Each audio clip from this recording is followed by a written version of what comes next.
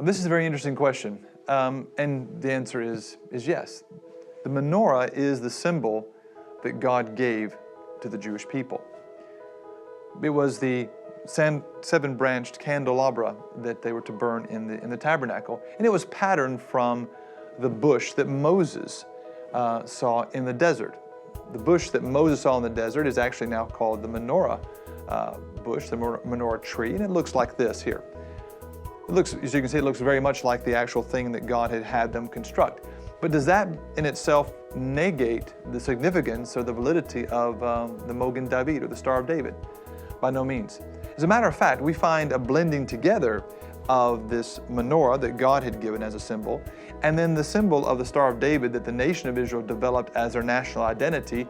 We actually see that blended together in a wonderful thing called the first Christian symbol, which was in fact not the cross, it was the fish. The symbol here I have to my side is actually called the seal of the Messianic Church at Jerusalem.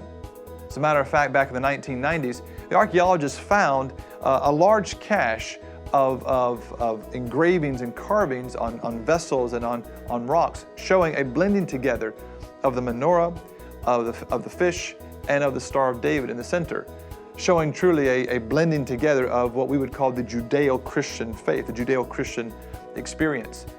The Star of David, the thing that seems to be most in question here, is actually a combination of the name of David. It is what we would call the crest of the house of David. I lived in the UK for many years, and one thing I did was I found my family crest, the Stuarts. I found my family crest, and most families in the UK have a crest of some sort, especially if you're of a royal dynasty.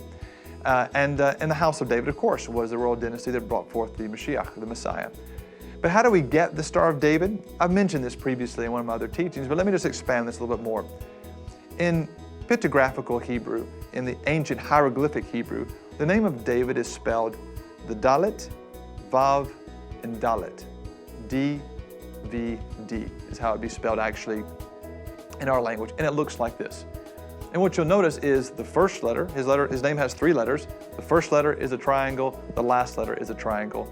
And when the two are put together, they create the Star of David. And that's why it's called that.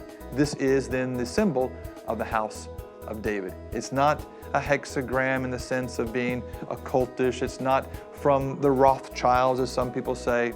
No. We have archaeological artifacts showing us from the date to time of the very first church at Jerusalem, showing a blending together of the great symbol that God gave, the menorah, with the national symbol of the Star of David in the center, connected to the fish of the faith of the Notzrim, or the faith of the Christians. So no great mystery here. It's quite simple.